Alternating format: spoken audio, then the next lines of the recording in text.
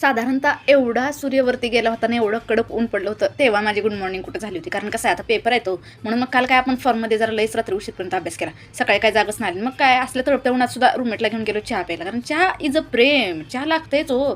मग काय आल्यावर बसले परत अभ्यास करायला. आणि हे बघा, टेबल आहे आमच्याकडं, चेअर आहे, 2 टेबल दिलेत आमच्या रूममध्ये, पण नाही टेबलवरती सगळा पसारा करून मी बेडवरती बसले होते लॅपटॉप घेऊन.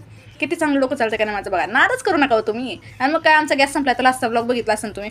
मग काय आम्ही आता मेसवरून जेवण आणलं होतं आणि हे बघा लॅपटॉप बंद केला नाही. आमचा मेनू बघायचा का तुम्हाला, लय काय काय होतं बरं का. आणि त्याच्यानंतर डबा भरून ठेवला, कारण आता गॅस संपल्यावर संध्याकाळी पण तेच खाऊ लागणार होतं. आणि परत बॅक टू द वर्क, अभ्यासाला बसले. पण आता काय जेवण होऊस तर पण 50%च रोन झालं होतं ते, म्हणून जरा वाईट वाटलं. कारण मी सर्किट करत होते आणि लेट टाईम घेत होते ते. आणि मग काय जेवण झालं, थोडंसं आपलं चक्कर मारावी म्हणलं बाहेर ना. मग बाहेर आलं, दिसलं इथं चिमणीचं घट्ट पडलं होतं. तर गावाकडची यांना लहानपणीची पण आठवण आली. असले लहानपणी आम्ही काम करायचो, चिमणीचं घट्ट बघ काय तर कर. आणि मग काय सगळा पसार ठेवून मी निघाले, बरं चला आपलं जायचं होतं आज दीदीकडं. कारण आई बापाची लाडाची लेक, मी इकडं हॉस्टेलला राहते. मग आता काय करणार. मग आता घरच्यांनी काय सामान पाठवलं होतं, कारण आमची दीदी गावाकडे गेली होती. चिंचा, तिखट, चटणी, कारण आता मी स्वयंपाक करून खाते. मग आता काय नाही, हे बघा आमच्या रानातलं रामफळ, एवढं मोठं रामफळ होतं. घरी असल्यावर त्या रामफळाला कोणी विचारलं पण नसतं. आता इथं घरच्यांनी पाठवलं म्हणलं इतकं छान वाटत होतं ना. आणि मग काय ते पिकलेलं नव्हतं अजून, ठेवलं पिकायला. आणि आजच्यासाठी एवढंच. चला आता बसले अभ्यास करत.